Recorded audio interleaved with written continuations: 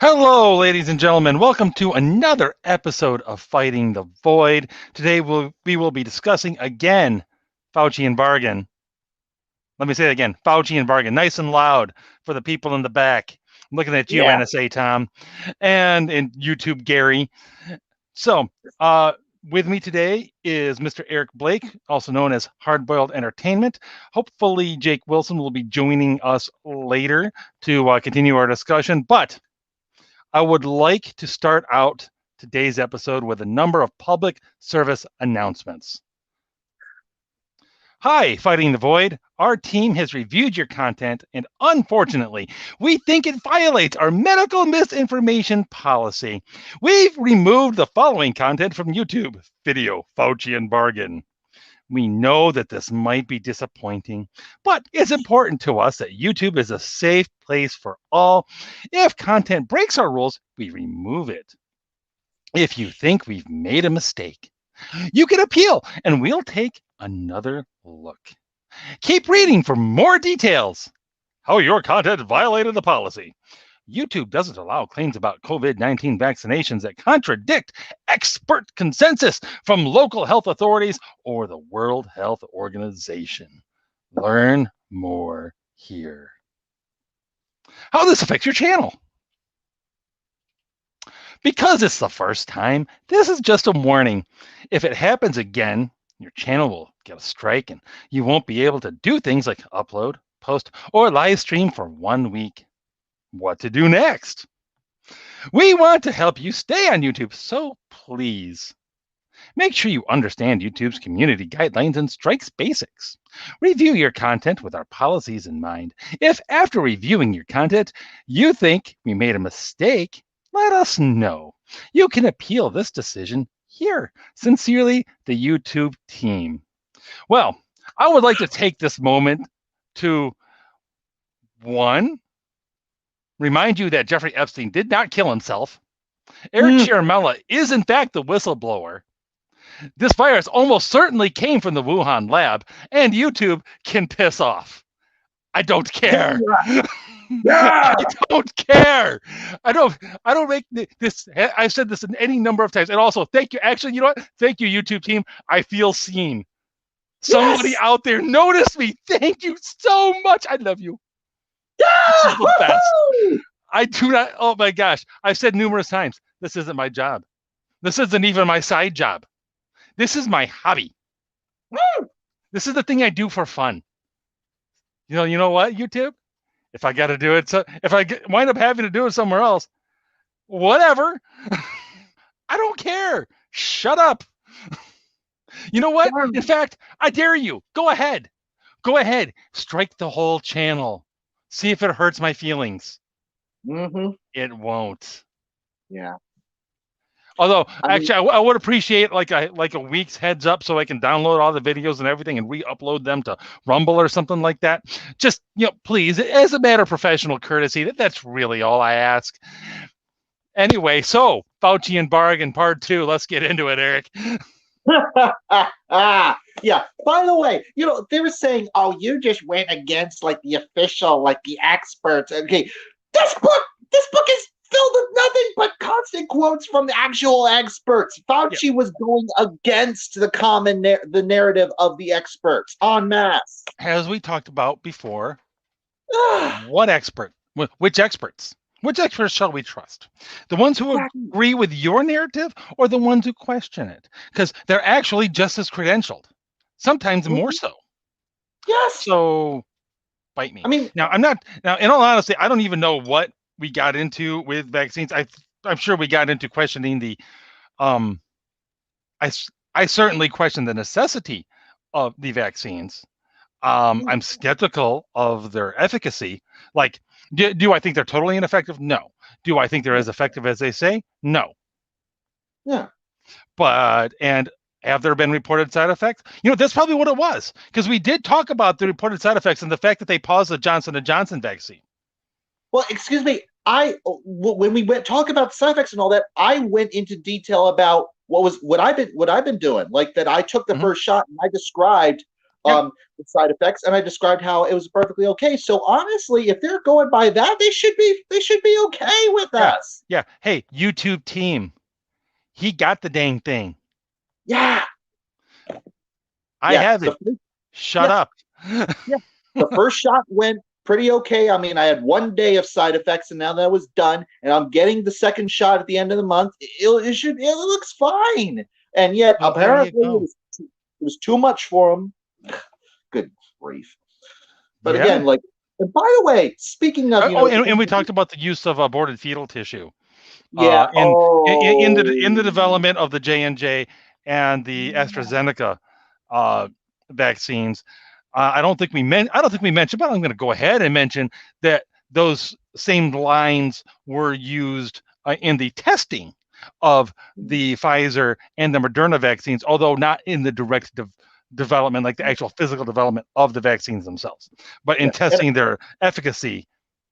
They were used in that. But anyway, now that I might already not even be live streaming anymore. I don't know.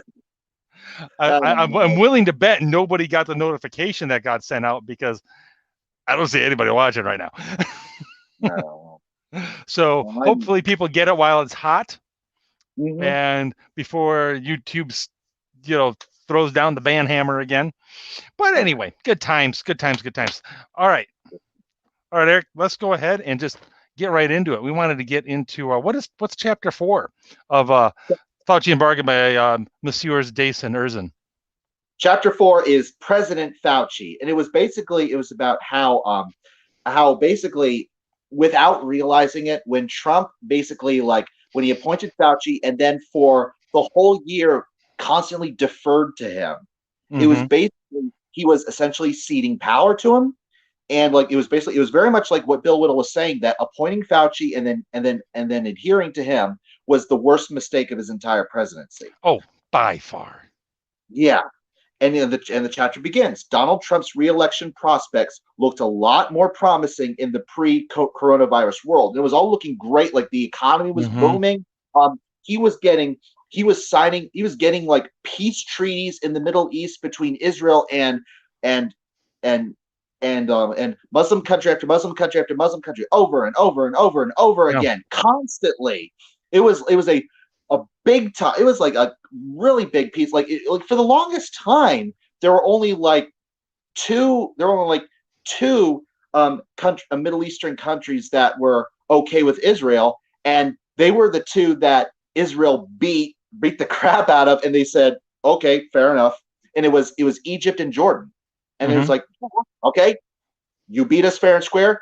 Now we're cool with you from that point on. But nowadays, now is like Trump got peace talks after peace talks after peace talks, and of course,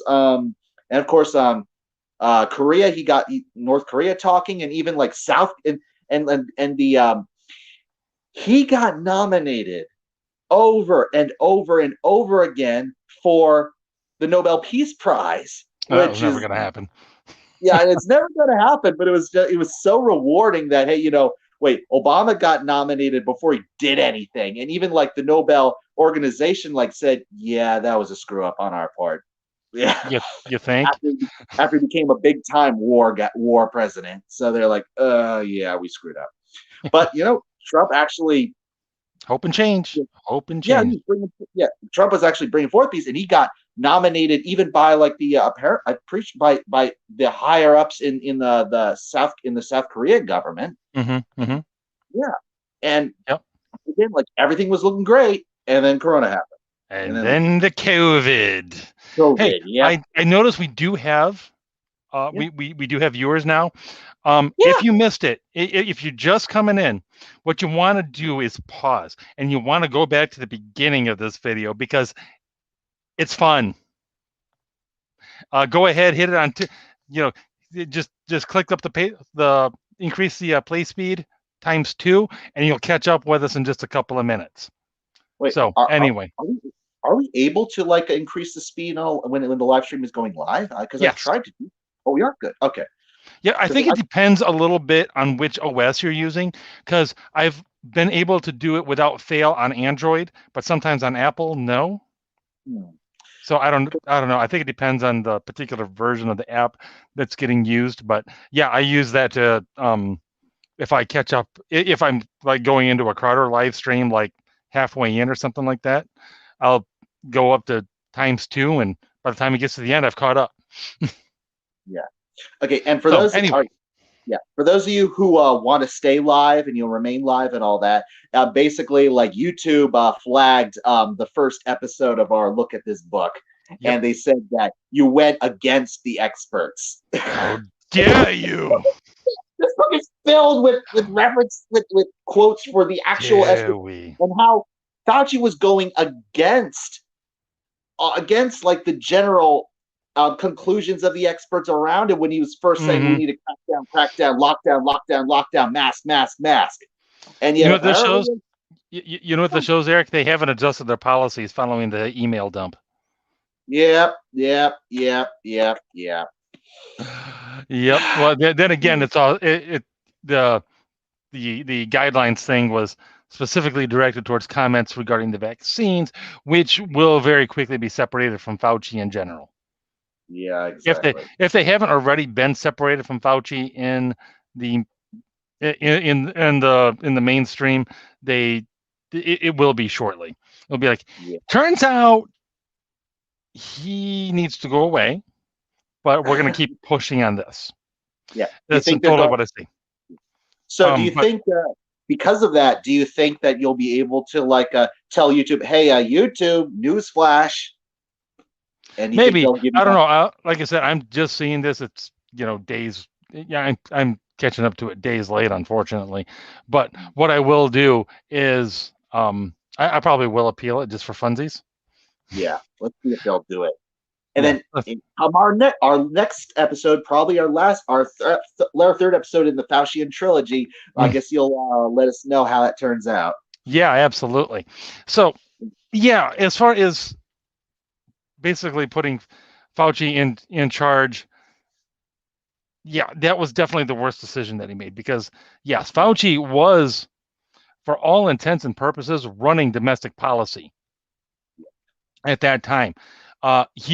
Everyone was responding to whatever he said. Lock down the whole country for 2 weeks. And others have said, and I'll throw my hat in the ring with that. Back last March, I get it. Okay. We didn't really know what we were dealing with yet. So I understand. I was kind of skeptical of the decision, but I'm going to give him a pass because you did have like some Iranian government official passing out from it on live TV. You had some scary looking videos coming out of China. You had the fact that world leaders were looking scared after they came out of briefings on this. So I'll give him a pass in that first 2 weeks. Yeah. However, Trump started talking about, reopening for Easter. And then Fauci and the media and everybody piled on him, and he just backed off. He just completely gave up the reins, and whatever Fauci said was what wound up becoming the mainstream almost entirely. Almost everything he said. Like they tried pushing things like everyone should wear goggles. That didn't stick, but they were definitely throwing a lot of spaghetti against the wall, and a lot of it did stick. Yeah. Like you could almost start to predict, what was going to happen in 3 or 4 months in terms of a lockdown policy basically continuing based on what he was saying. Because if you paid close attention, the groundwork for like last fall was getting laid last spring already. Keeping schools largely closed down and all of that. All of that was getting laid already. Yeah. Back then, just random comments, suggestions. It's like, I see what's going on here. Now, of course, since then, enough actual facts have come out, and we had gotten some people with balls like DeSantis and Noem, which, yes, Kristi Noem has bigger balls than 99% of the GOP. You can quote me on that. In fact, please do. Yeah. she got like I'll bet you like it would be awesome if she goes around with holding like holding like a pair of brass balls on the string. Yeah, honestly, I Yeah, would love it if she showed up at CPAC doing that. yeah, That would be a total boss move. yeah. I mean, in my ultimate screw the GOP fantasy, she would walk in with it on a with a pair of brass balls on a chain and just start flailing people left and right when go walking through CPAC. But that's probably not going to happen. Honestly, look at this point. DeSantis might actually show up with a pair of brass balls and just hoist it. He's got the troll. He's got almost enough troll level where I could almost see him doing it. All right, look. As speaking as someone who lives in Florida right now, like I'm sure, like those of us in Florida do not want him to not have a second term, but I'm sure the rest of America is begging, like, please run. You're the hero. You're the one to run. But I will say, going to. Yeah, and honestly, look, and people are saying, like, Tim Scott would be like great as as the other member of the ticket because a black Republican, a great black Republican who's very well spoken. He's brilliant, and he's like his rebuttal speech after Biden's State of the Union was perfect. But honestly, like this woman, I'm sorry, what's her name again? I'm sorry, what's your Kristi Noem. Kristi Noem. Yeah, Kristi Noem. If she were the other member of the ticket, in fact, if she were the head of the ticket, whereas Ron DeSantis was like VP, like he would be like the big policy guy. But the first woman president is not Hillary and is not a Democrat. Yeah, I mean, and they both got brass balls. So there you go. I'll be honest, I don't care too much about the identity checkpoint. Yeah. I mean, I get it, but I don't really care. It's not that important. Ultimately, it's not that important. It's almost for troll levels. But now Pastor G points out in the chat here that the turning over of the country essentially to Fauci, the Fauci Birx Brigade, what wound up becoming the first part of what became a pattern, because he also never really took charge with the riots. He just kept letting it happen. He kept up tweeting law and order every couple of days, but there was never any law and order that happened. I mean, later on, towards the end of things, there were some federal troops in Portland that were arresting a few people, but that's about it. I mean, these people were running rampant in various cities across the country, and nothing of substance was done at all. It's like COVID hit, he turned over the reins to, well, technically you could argue that he turned over the reins to Pence, because Pence was technically in charge of the COVID task force. But Pence just gave the reins to Fauci, and that's just what happened. Yeah. And meanwhile, speaking of the riots, when the media, because worshiping at the altar of Fauci was going lockdowns are great, are great. No, social distancing, social distance. Excuse me, was there any social distancing in those riots? Oh, no. Don't you remember? The BLM riots helped reduce COVID. Don't you remember those stories in Time magazine? Yeah, because they all died in each other's presence, I'm sure. Right? No. This was actually stuff they tried to argue. They actually tried to. Some of the mainstream outlets tried to argue, oh, we think actually the riots are probably, the protests were probably actually reducing the spread of COVID overall. We think, I'm like, how? All those people. Okay, hold on. All of those next to each other. Yep. All you've got hundreds and thousands of people nut to butt. Some of them wearing masks, some of them not, and that's actually not just fine, but probably a net positive for COVID. Whereas if you get greater than 25% capacity in a church building, that's a super spreader event. Apparently. I do believe I am clearly smoking the wrong kind of crack, because that doesn't make any sense at all. Yeah. Same thing for as the movie guy, I've been here talking movies, the same thing, like they're cracking down churches, they're also cracking down, of course, on movie theaters for the same thing, Right. even though, just like with churches, there were no records of any outbreaks or spreads at Right. all in the theaters, just like there weren't any at all in the churches. It's not that I recall. No. And yet, the movie theater industry came this close to dying Mm-hmm. in late 2020 because of all the COVID. It did. And the only thing that, look, and people were trying to like say, oh, well, like a Tenet didn't really do anything. No. Tenet it didn't say it wasn't the great savior that restored everything, but it did keep the theater industry alive on life support. That was thank you, Christopher Nolan, the real much more of a hero in this whole scenario than Fauci ever was. Right. How dare you, sir? How dare you? See, YouTube, I said how dare you when he dared to besmirch Fauci, so you can't.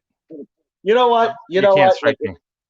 I wonder if Tenet, like the way he was able to film Tenet, because like maybe the time reversal thing was for real. Maybe Christopher Nolan knows something we don't, so we could just maybe reverse have our protagonist go reverse time and then go all the way back to the beginning of this, and then go to the White House and tell Trump and Pence, Fauci can't be trusted. Get rid of it. Oh, that'd be cool.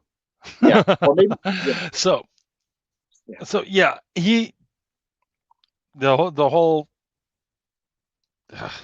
it was a mistake. Dave's co-author of the book here calls it putting Fauci basically in charge the worst management decision in the history of the United States, if not the planet. And I agree wholeheartedly. And it's honestly, I've said it before, I'll say it again, and probably many other times. His handling of COVID is one of the reasons I don't want Trump anywhere near 2024.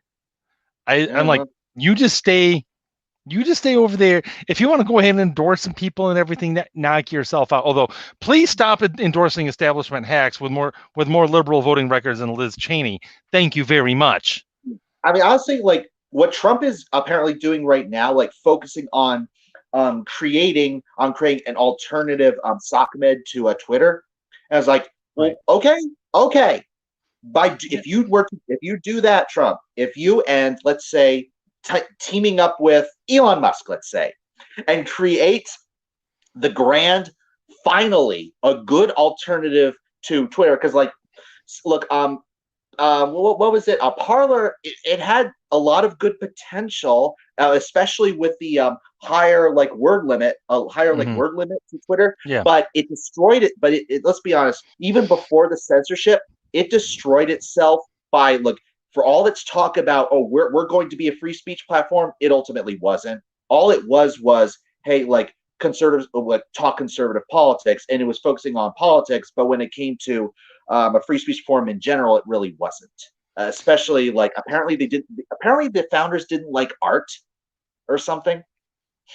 I don't know. But anyway, I don't know. But all I know is but again, and of course, lest we forget, it also destroyed its potential by not having an edit button. Yeah. Pretty much. It's like the one thing everyone on Twitter wants, and the one thing Twitter won't give. And someone brought up, and I asked someone, and we were in conversation with someone. It's like, hey, I just hope that when Trump finally establishes his alternative, it will have an edit button. And then someone brought up, well, considering all the times where Trump had to, get rid of his tweet and then rewrite the tweet spelled correctly, I think he would have an edit button. It's like, yeah. Fair point. Hashtag Pepe. Yeah. That one was just awesome. Anyway, I mean, the confetti thing. That was just good times. I don't care who argues. Now the next chapter, which was an interview with Veritas. Now, what Veritas is not one person. It's a composite of a number of people at least some of whom were within the Trump administration, and people that Dace has contacts with, because as we said in the last episode, he has been involved in politics and running presidential campaigns and everything, especially in Iowa, where he resides, for a long time. So he knows a lot of people. And this Veritas is essentially the composite character to preserve the identities of those that he had discussions. Yeah, I will say this: I found it weird that he picked the name Veritas, because when I first saw the title of the chapter, I thought, oh, you talked to a James O'Keefe in Project Veritas, and it didn't. So I was like, yeah, I don't know. I mean, this is just me, but because Project Veritas is actually a thing, you could have picked a different code name. But whatever. Anyway, whatever. It's not. I mean, whatever. It's still Latin for truth, so which was the main point. But your point is taken. Yeah, but still, there's some great stuff. Like, it goes into detail about exactly how. Look, again, in this both this chapter and chapter 4, the narrative among people, like, and you see them on Twitter, like the worshippers of Fauci, the Fauci cult, if you will, they insist that Fauci was great, and it was Fauci versus Trump. Fauci versus Trump, and they believe, like, Fauci's saying, oh, well, I said X, Y, and Z before only because, I was under Trump, but now under Biden, I can say whatever I need to, whatever I have to, whatever I can say, blah, blah, blah. Okay, really? Trump constantly deferred to, does anyone saying that, do you guys honestly believe that Trump would have done the lockdowns of his own accord? Do you think he would have let them go on for as long as he did? No, not even a little bit. No, exactly. He would have pulled it back on Easter, and he would have pushed hydroxychloroquine censorship. He would have pushed hydroxychloroquine without stopping. But when Fauci said, no, it's bad, Trump stopped talking about it. Yep. Trump kept deferring to him. Stop acting like that, like it's otherwise. Ugh. Yeah, exactly. He did. He deferred to him far too much, even in the press conferences and whatnot. He never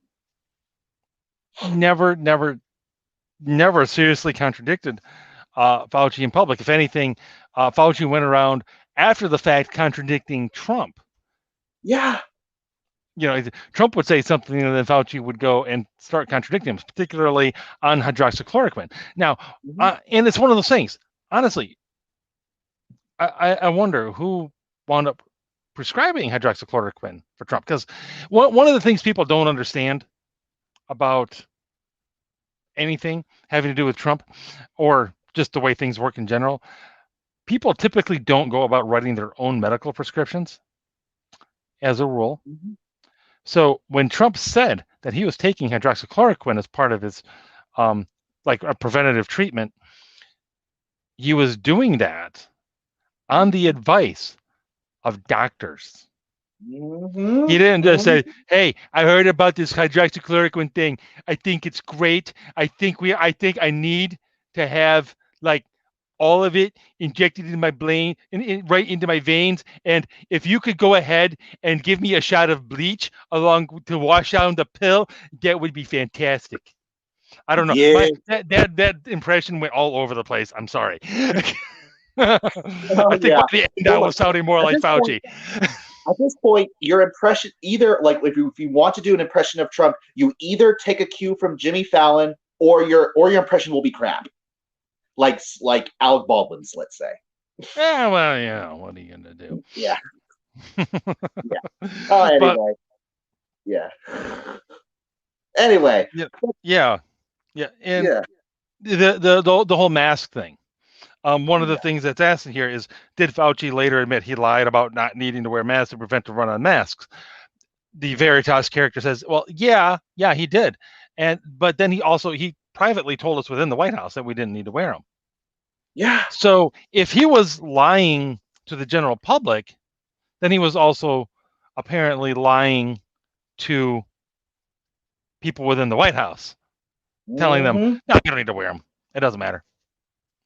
And then all of a sudden he goes off on this thing where it's like, well, I just told everybody that because I thought we needed to save them for the medical personnel, you stupid sheeple. Wow. Yes, I'm stealing that from Knowles. I'm sorry. Okay, you make it Apologies. sound like a thug, so I love it. Yeah. It's freaking ridiculous. Especially, one of the things that came out with the emails is someone had asked him, I was like, so should I be wearing a mask? And it's basically like the short version of the answer was no, it doesn't do enough of anything to make any sort of difference. Like, Yeah. so you were either lying to literally everybody, or just after the fact you started lying to the American people about the need to wear them. Guess which one I think is the truth? Yeah. And then he briefly started, like this year, he briefly started talking about double masks.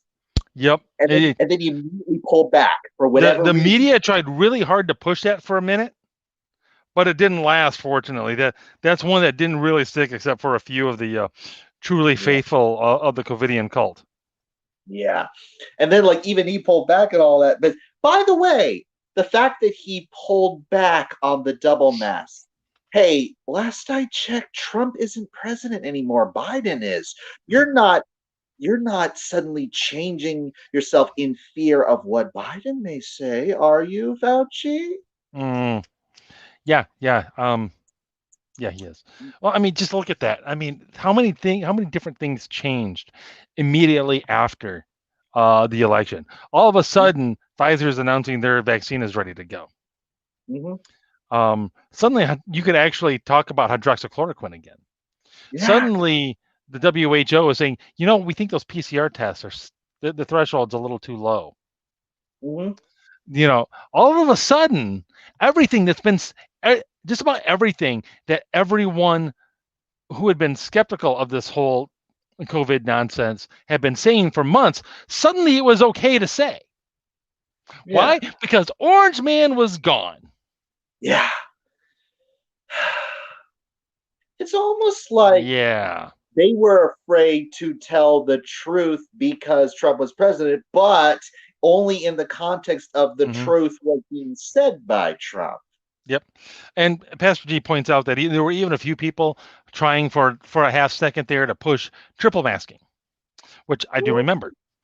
And this is the thing that really pisses me off. This whole all of a sudden, you couldn't say this, but now you can. Why? Because the man who's going to be sitting in the Oval Office changed. It's like, I appreciate transparency as the next guy, but this isn't normally what people mean when they say people should be transparent. It's like, no, you're transparently full of crap. Yeah. Yeah. And anyone with two brain cells to rub together can see it. Unfortunately, the amount of people with two brain cells to rub together in this country seems to be shockingly low. Yep. Yeah. Oh, and of course, Veritas points out what we've been saying for quite a while lately. Okay, the guy that we can praise for being the one who has been standing firm in calling out Fauci on all of his problems was Dr. Senator Rand Paul. Oh yes, Rand Paul, of course, yes. Yeah. Yes. And what's Fauci's response is he doesn't get what all Rand is doing is asking those pointed questions from one doctor from one physician to another. And well, you're just an ophthalmologist. What do you know about microbes? Yeah, and his response is just to crack wise and not give any direct answers. Just crack wise and not give seriously. Shut up and join the rest of the sheep. You're not the right kind of doctor. Yeah. I'll be full of my superior wisdom, peasant. Yeah. But apparently Joe Biden is his kind of doctor. I don't Yeah. Brief aside, I'll be honest, the whole Dr. Joe Biden thing. Yeah. This is one of those things that where conservative media tends to fixate on. I'm like, why? Who cares? Yeah. She's an idiot. I don't care. Yeah. I don't care what she wants me to call her. I'm never going to meet her. Yeah. And I'll if should I ever see her, should I ever actually interact with her, I'll be polite and cordial and refer to either as Mrs. Biden or Mrs. First Lady or however that's supposed to work. Yeah. You know, Yeah. I'll Madam President. Yeah. The or president or is or, or Madam First Lady, whatever the something. proper terminology is. I don't. Everybody knows there's different kinds of doctors. If By you the way, have a PhD, if you have a doctorate, you have a doctorate. Technically, you can be referred to as doctor. Everybody knows this. It's the kind of thing I'm just like, why are we wasting air? Of course, here I am wasting airtime on it, but yeah, uh, yeah. it's just And one of those things. maybe It's like, did it need to be a topic for a week? No. yeah, mainly it's the hypocrisy of it, I guess, because Yeah, these same people are the ones that just say Jordan Peterson and never give him the courtesy of his title. fair. And in the context of pointing out hypocrisy, fine. Yeah, I yeah, am that doesn't bother me. But it was always yeah, like, you're not really a doctor. I'm like, oh, for the yeah, love of crap, who cares? Why are yeah, we wasting time on this? This is like, yeah. but Now, the Ben height Shapiro's wife, on the other hand, Ben Shapiro's is in wife, on fact the a other hand, doctor. That's a fact. Now it's akin to what it was. I think the highest, the absolute peak of conservative media stupidity in focusing on irrelevant minutia was. I remember there was this one story. It's like one of the only times I've ever actually seen a actually Hannity on the TV, and it's one of the reasons why it's one of the only times I've ever seen it. Is he was doing some stupid bit on Obama visiting some diner somewhere mm-hmm. and going off about how he ordered hamburger with Dijon mustard and how that was evidence of his elitism with Well, his fancy mustard. hamburger. I'm like, I mean, look, I get it. Mustards have different flavors. I don't care for Dijon mustard at all, right. but it's a mustard. It's just your taste. Whichever mustard you pick. Yeah. Oh, Andy was like, he signed off with "Enjoy your fancy hamburger, Mr. President." I'm Yeah, like, really? yeah, Is yeah. this the But level of discourse? Are yeah, you and I will fucking say this: kidding me?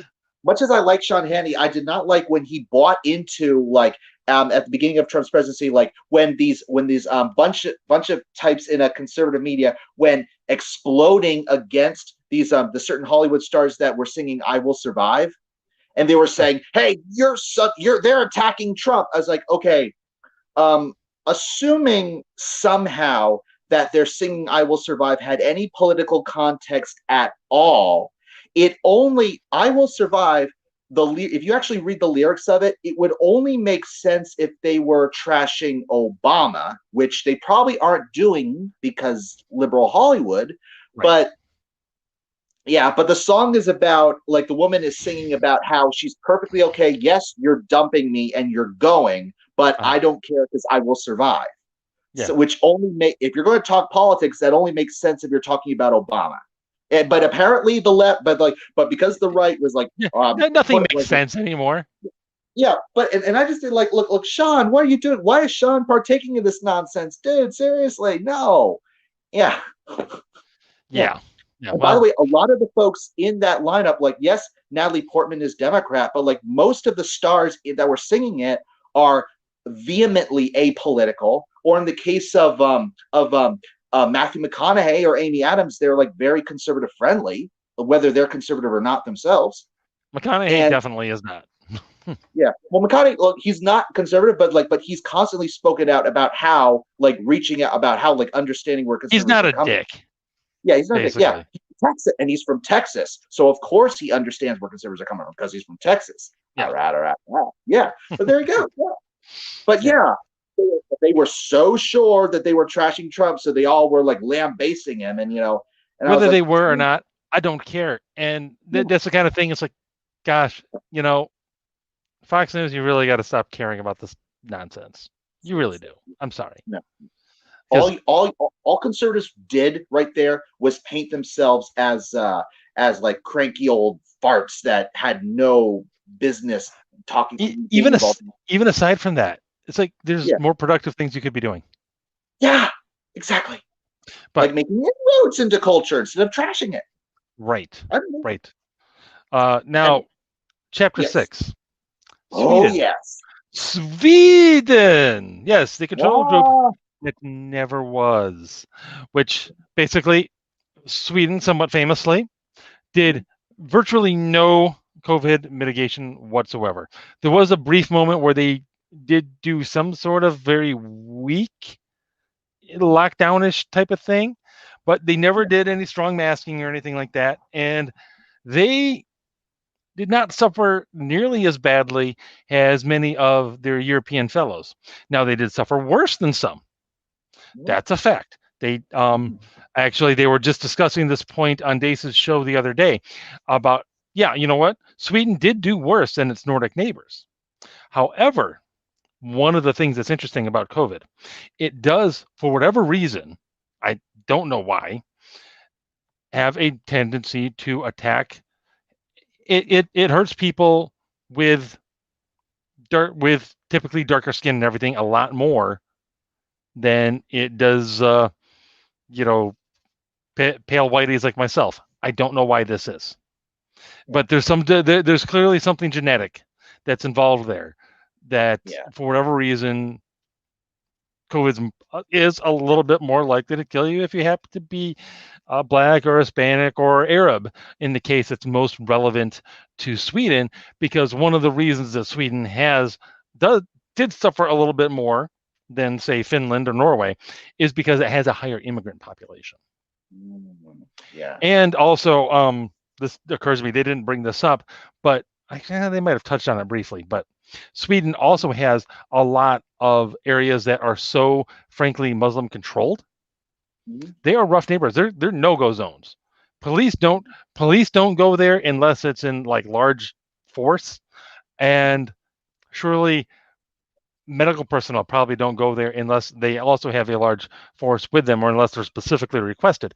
So I'm willing to bet a lot of the deaths and excess deaths in Sweden were precisely might have been in those no-go zones. I don't know that.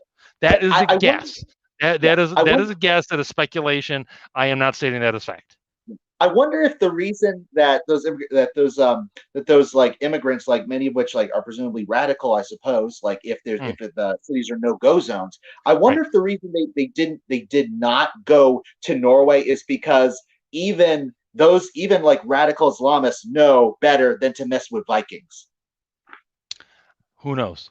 I mean, really, Vikings were all over the place there. I mean, whatever. But in any case, it's but like again, looking at in this chapter, like one of the things I love there, the main points of this chapter is it compares. Look, Sweden has a similar has the similar like population numbers to Michigan. Yes, my home state. Yes, very similar population size, similar-ish climate. But similar, similar income distribution, similar demographic distribution, very, very, very, very, very similar places. And they kicked Michigan's ass. Yeah, and most important of all, they got struck with the same number of total cases of COVID, and yet Sweden recovered better. Yeah, and didn't lose a ridiculous number of businesses in the process. Exactly. Michigan had the lockdowns, it had the mask mandates, and Sweden didn't have any of those. And which recovered better? Which one recovered? Yep. And Michigan, as a bonus, has got what amounts to political prisoners because of people they've arrested for violating the lockdown rules. Yeah, good times. Good times here in the land of Frau Whitmer. And yeah, you can quote me on that one too, YouTube. Yeah. Freaking dear, Herr Gretchenstein. Freaking, I'm trying to hold in some stuff right now because I am, put it this way, I'm not a fan at all. I'm even though she's supposed to be up for re-election next year, and I sincerely hope she gets voted out. Although I will not at all be shocked if she stays. I really, really the recall just got the green light from the Michigan Supreme Court saying, "Yeah, you guys can't block this," and it's gonna be like, oh man, I really hope that recall is totally lit Yeah. and they kick her out. I don't care if it's a month before the election because I want me some Schadenfreude. Yeah. Darn right. Well, what else do we have to say about Sweden? We should have been more like them. Yeah. We should have been like, you know what? We're going to treat Yeah. people who actually get the COVID, and The older we're going folks. to figure out the best way to do so. And we're going to make sure we have enough hospitals and doctors and everything to handle that. And Yeah. yeah, that's about it. I mean, like, and I love their point at the very beginning of the chapter that essentially hell is frozen over, where suddenly Sweden does what our side is saying is good, and the left is hating on Sweden. Yeah. Yeah, they have an interesting thought on that because they're like, well, what's the deal? I mean, Sweden is typically the leftist. It's leftist utopia. Usually, it's like we should be like Sweden. Look, Sweden is doing a thing. We should do that thing. Why are we doing the thing? Sweden's doing the thing. We should do the thing. Do the Swedish thing? They have a bikini team. Yeah, and of course, like Bernie Sanders is saying that was the one that's constantly saying, "Oh, look, Sweden is showing how to do socialism well," and then of course, whenever he says that, Sweden's like, "We don't Stop calling us socialists. We're not Yeah, socialists. Shut up."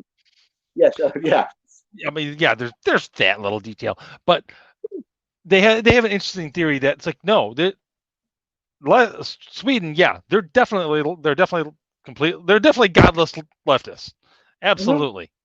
However, they're honest godless leftists. Yeah. They actually really do believe the science. Yeah. They're like, we're already here. We were the way they put it, the way like Dace and the show put it was the leftists already run their country. Yeah. They don't need to use a crisis to get more power. They already have it. So it's like, and so they believe what they say about science and everything. So they're like, we're just doing this because this is what makes sense. It certainly doesn't hurt us. It doesn't contradict us. We already have everything we want. There's no reason to use it for anything. So we're good here, really. And by the way, I love your point about how because now they're content to actually go with the science, which like throughout Europe, the leftists in Europe are perfectly okay with nuclear power. Right. You want to talk about clean energy? Like Europe is filled with nuclear power plants. Mm-hmm. And yet over here, the leftist screams about nuclear power plants that they have since the 70s. Well, that's partially true. It's mostly true of France, of all places. Yeah, France, exactly. France is the big one. Merkel actually shut them all down in Germany, thinking that the wind, after Fukushima, because you have to worry about tsunamis taking out nuclear plants in Germany. All right. Wait. Yeah. Yeah, that's what we in the biz like to call a knee-jerk reaction. And it was, of course, utterly ridiculous because they thought they could make up the difference with renewables, which they couldn't. You know where they wound up getting a bunch of their power is, I believe? Yeah. France. Exactly. With all their nuclear power. Yeah. Kind of like Vermont when they shut down the Vermont Yankee plant up there, and the liberals were like, "Yay! No more nuclear power." Guess what? You're still getting power. Guess where it's coming from? The nuclear plants across the border in Canada, you idiot. Yeah. Yeah. And again, it's like, and it's like someone brought up. I think it's like John Nolte like brought up way back, like how when he was doing his the 25 greatest left wing films, he was talking about that film. Was it the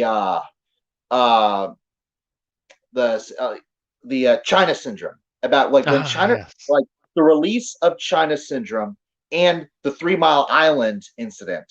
Mm-hmm. The fact that it happened to get like right next to each other was what ended like any spread of nuclear power in America. the two of them together. It's like nuclear power in America could have survived one, but when the two came together, that was a disaster. But still, it's like, yeah, I grew up near 3 Mile Island, by the way, so there's no radiation. Honestly, I the was like going to say that's what explains things. yeah, be it like the disaster was prevented and taken care of the way it was supposed to be, Right. because when 3 Mile Island happened, the left was like screaming that it would be like Chernobyl. I was like, okay, 3 Mile Island proved that we know how to handle these situations better than the Russians did. Hold on. TMI happened way before Chernobyl. Yeah. Chernobyl was 86. TMI was 70 something. Yeah, I know. But okay. But again, it's like, but they're pointing to Chernobyl afterwards. It's like, well, there you go. That's proof. It's like, well, no. What you don't understand is we already had the worst kind of accident that we can have with our reactor designs. It's called 3 Mile Island. Guess how many people died? It rhymes with it was zero. It rhymes with hero. Yeah, and you know why? Euro. Because the safety measures happened. Like they worked. They worked. Yep. Something the left never said. But anyway. But we digress. Yeah, that was a long digression. Chapter 7? Yeah. And what's chapter 7 there? The Wuhan lab. Oh boy. Well, I mean, that one has taken out a whole new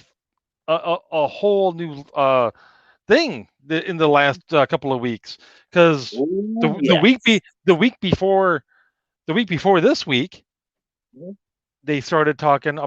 All of a sudden, it was okay to talk about the lab leak hypothesis. Mm-hmm. All of a sudden, it was fine to discuss this. Yeah. And some people were asking, it's like, wait a minute. Why is everybody all at once suddenly saying this is okay to talk about? All of a sudden, even Facebook isn't banning people for discussing it. You got that, YouTube, by the way? YouTube Gary? It's okay to talk about this part. Yeah. Suck it. The National Institute of Allergy and Infectious Diseases, which is led by Anthony Fauci, funded the Wuhan sheep. Yeah, funded the Wuhan Institute of Virology in China for gain-of-function research on bat coronavirus. Yeah. And it goes on to explain gain-of-function means actually testing this virus to see what it can do. Yep, and seeing if you can play with it to get it to do other things. Mm-hmm. Which early on in this, you listen to Bill Whittle all the time. He was one of the ones reporting on this very early on, that there were scientists from China saying, hey, we think this thing was engineered to some degree or another. There are elements of this that look man-made, amongst which being the way that it sort of latches on. The way it gets into our system and latches on, its avenue of attack is very particular. It's very, very, very specific and very odd. Yeah. And COVID is specifically put together for that avenue of attack. It's an unusual avenue, and it's oddly suited exactly for it. And in fact, what's the source? Who were the publishers of like a certain article that described all this? Oh, it was Newsweek. So if you're going to talk to me about official sources, Newsweek is one of the most iconic members of the mainstream media. Well, and that's just it. A lot of this, a lot of the lab leak hypothesis was public information at the beginning of this. Now, it was never latched onto. It was always downplayed, but it existed in mainstream sources for a little while at the beginning of this, with evidence to back it up. Some of the evidence being the fact that some of the initial Chinese whistleblowers, they died of the cove, actually, oddly enough. Yeah. So yeah, it's fascinating, is it not? I mean, people blowing the whistle on this thing suddenly die of the thing, and you for a while it's okay to suggest it's like there's some interesting things in here that are a little scary, but then suddenly that's the worst thing you could ever possibly say. Even though, again, anyone with two flipping brain cells rubbed together can at least go, I think there's a chance that that's probably true because just I Yeah. was sitting at work. I was on my lunch break when I'm sitting here thinking about this thing. I'm like, wait a minute. I just wonder, are there any, shall we say, biological research labs in Wuhan? Yeah. Pull out my phone. Biological research labs. Oh, hey guys, there's like 4 of them. Yeah. Meanwhile, yeah, because all right, it's just simple. Two brain cells. Epstein didn't kill himself. Vince Foster certainly did not kill himself with 2 shots in the back of the head. Hey, And this, yeah, maybe he was very flexible and yeah, maybe he wanted to challenge himself one oh last yeah. time. And as far as this, like, oh yeah, sure. Again, like, remember the official story was that it was the wet market, like, and someone bought a bat and ate the bat. Bought a bat from the wet market, and of course, Yeah, and I think it was Tucker Carlson who broke this aspect first, which is that the bat has no nesting grounds within like 600 miles of Wuhan. yeah. Like, And none of the shopkeepers or whatever in that market sold bats. huh? Curiouser, is it Yeah, not? So yeah, the Wuhan lab was always a prime suspect for this, yeah, and now and again from the emails, which obviously the word going out from Central Command that it was okay to talk about this theory meant they knew this was going to come out in the emails. It's like somebody was like, crap, we have to release this. You know what? We might as well get out ahead of it because yeah. otherwise it's going to look really, we're going to look terrible. If we get out ahead of it, maybe we can spin it. And boy, have they been spinning. But in any case, Fauci himself discusses the possibility of it coming from the lab. Now, there's nothing definitely said other than there was some other research team saying, hey, there's this one particular area of the genome that looks like it might have been engineered. It's a very Yeah. small part, but And, we'll and see. wasn't there, like, very early on there was this one scientist from the lab that was this woman scientist. I forget who she was, but like she was Rings a bell. yeah, she tried like talking about something is like, hey, there's some weird stuff going on in our lab, and then suddenly the Chinese government silenced her. Yeah, that sounds about right. Yeah. Yeah, it's interesting. And now, as we were talking about right before we went on, and we'll kind of close on this little conspiratorial note. I was right before we went live. We were talking about I was doing some doom scrolling, and apparently there's some major cities in China that are locked down again. Let me see if I can quickly bring that up. Let's see. Over 1 million people in the cities of Guangzhou. I'm sure I butchered that. I'm sorry. And Faucian. I'm sure I jacked that up too. Guangzhou and Faucian are locked down. People who can still get to the grocery store are hoarding food. Prices are skyrocketing. No one can leave Guangdong province without a negative CCP virus test within the past 72 hours. Now, That sounds familiar. given where we're at with COVID in general, with it being the cases and deaths are overall way down in a lot of places.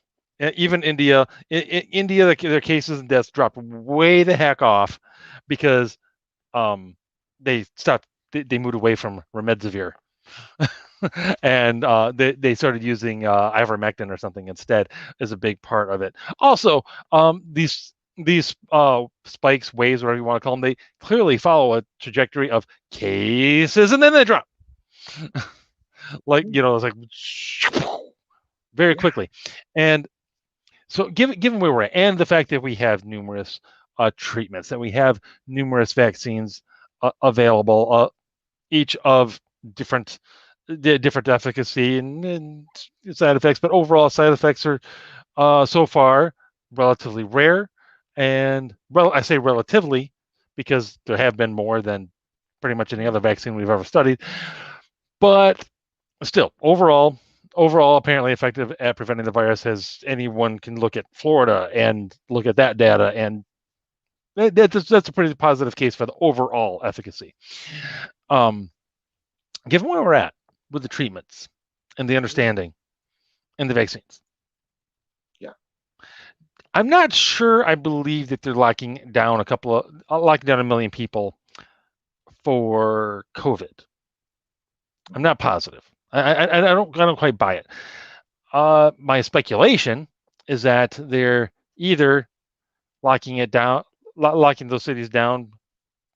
I suppose it's one of three things. One, variant, a potentially more scarier variant, which normally, when natural viruses mutate in the wild, they become less deadly. If it's man-made, who knows? Which has always been one of the things I've wondered. It's like, do they know something about this virus that we do not? And the other option is they're trying to keep COVID panic alive and well in the West. So like, you know what? We'll pick a couple of our cities, lock them down, and let them stew for a bit. Except apparently they're not widely publicizing that these cities are locked down. It's not common knowledge. I just stumbled across it on Twitter here.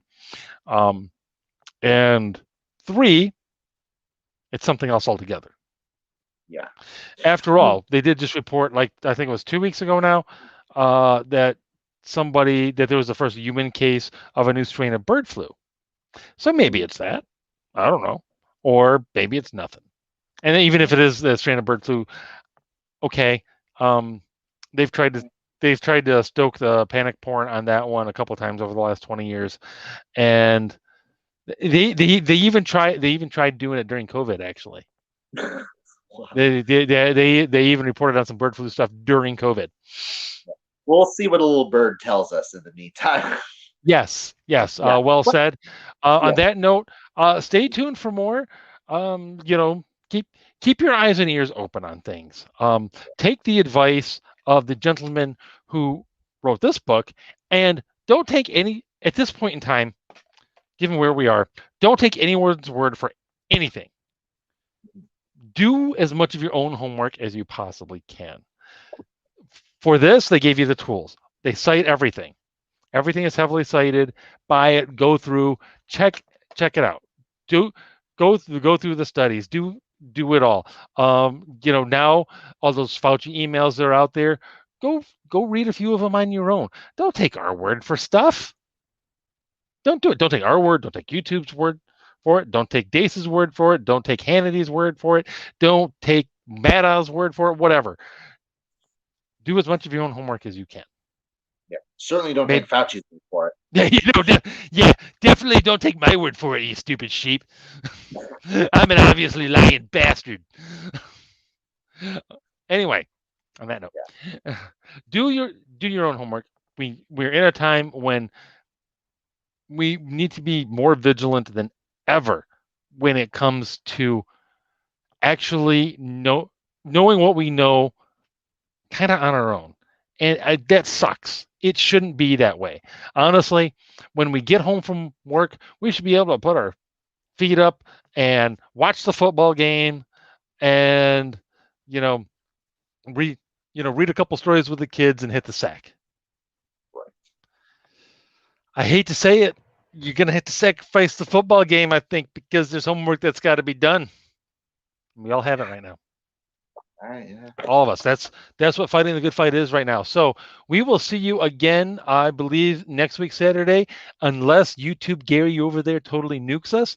In which case, we'll see you when we see you. And if they nuke us, we'll just move everything over to Rumble and do things there.